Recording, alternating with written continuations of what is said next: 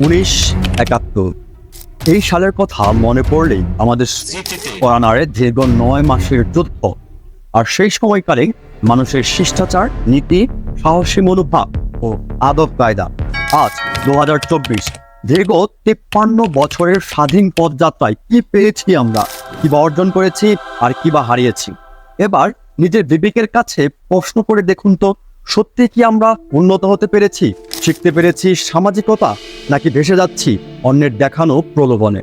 আপনি কি জানেন, মানুষ পূর্বে লড়াই করত টিকে থাকার জন্য, আর এখন লড়াই করে বিলাসবহুল জীবন নির্বাহের জন্য। একজন শিক্ষিত এবং অশিক্ষিত মানুষের মধ্যে সবথেকে বড় পার্থক্য হলো বিবেকের বিচার।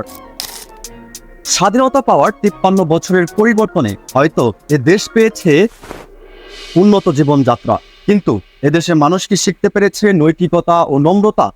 কোন কাজটি করা ভালো এবং কোন কাজটি করা খারাপ, এই পার্থক্যটুকুই আজ যেন মানুষের বুঝতে অক্ষম। কেন বললাম এই কথা, কেনই বা আমার এই প্রশ্ন আজ? চলুন আজ আপনাদের একটা ঘটনা বলি। 2005 সালের পর থেকে এদেশে ধীরে ধীরে ইন্টারনেট ব্যবহার শুরু হয়। সেই কল্যাণে 2010 সালের পর থেকেই সকলের কাছেই ইন্টারনেট পৌঁছে যায়, আর বর্তমানে এই যুগে ইন্টারনেট ছাড়া একটি মুহূর্ত কল্পনা করা প্রায় অসম্ভব। যেখানে দেশের শিক্ষার্থীরা আজ থেকে 20 বছর আগেও হারিকেন কিংবা দোয়াতের আলোতে লেখাপড়া করত, তাদের বিবেক ও বুদ্ধিমত্তা ছিল বর্তমানে এই প্রজন্ম থেকে উন্নত, একে অপরের সাথে ছিল বন্ধুত্বপূর্ণ ও সামাজিক। কিন্তু বর্তমানের এই যুগের শিক্ষার্থীরা টিকটকে অভিনয় বা নৃত্য, ফেসবুকে এলোমেলো ভিডিও স্ট্রিমিং, এমনকি ইন্টারনেট ভিত্তিক নানা অসামাজিক কাজে মাথা ডোবাচ্ছে। এদিকে তো টিকটকে অভিনয় করা একটি মেয়ে হঠাৎ করে শিক্ষিকা হিসেবে চান্স পেয়ে যায় ডুয়েট ইঞ্জিনিয়ারিং বিদ্যাপীঠে, কিন্তু সেই টিকটকার শিক্ষিকাকে মেনে নেয়নি সেই বিদ্যাপীঠের একজন শিক্ষার্থী। কারণ তারা ভাবে যে কিনা টিকটক বা ফেসবুকে বিনোদন ছড়িয়ে বেড়ায়, সে কিভাবে শিক্ষাদান করবে, তা সবার বোধগম্যতার বাহিরে। হ্যাঁ, আপনি যা ভাবছেন আমিও ঠিক তাই ভাবছি। আমাদের পরবর্তী প্রজন্ম হতে পারে বিকলাঙ্গ, মানসিকভাবে ভারসাম্যহীন, বিবেক বুদ্ধিহীন ও অসামাজিক। তার নমুনা আমরা এখনো দেখতে পাচ্ছি। এই প্রজন্মকে যদি কন্ট্রোলে আনা না যায়, তাহলে পরবর্তী প্রজন্মের জন্য অপেক্ষা।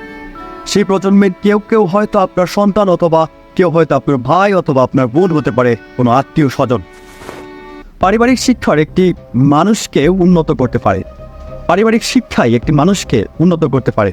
যে প্রজন্ম বিগড়ে গিয়েছে নেশার রাহাজানি, অপকর্মে, সেই প্রজন্মকে হয়তো আপনি সামাজিকতায় আনতে পারবেন না, কিন্তু আপনার থেকে যে পরবর্তী প্রজন্ম আসবে, সেই প্রজন্মকে উন্নত পারিবারিক শিক্ষা দিন, না হলে একদিন শেষ হয়ে যাবে সেই জাতি, এই দেশ ও এই সমাজ।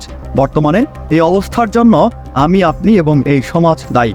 আজ মানুষেই নেই বিশ্বাস, নেই পূর্বের মতো মিল মহব্বত, হিংসা প্রতিহিংসায় জ্বলে গেছে সমাজ, অধপতনে দেশের শিক্ষার্থী সেশন জটের কারণে পাশ করতে পারছেন না হাজারো শিক্ষার্থী। শুধু তাই নয়, নেশার অটল সাগরে ডুবে গিয়েছে অগণিত ভালো পরিবারের সন্তানেরাও। এবার আপনি নির্ধারণ করুন আপনি কোন পথে চলবেন। এটাও আপনাকে নির্ধারণ করতে হবে ভবিষ্যতে আপনার সন্তান বা সন্ততি বা পরবর্তী প্রজন্ম কোন পথে চলবে। দেখা হচ্ছে পরবর্তী কোনো ভিডিওতে। সে পর্যন্ত আবেগ দিয়ে নয়, বিবেক দিয়ে চিন্তা করুন। সালামু আলাইকুম।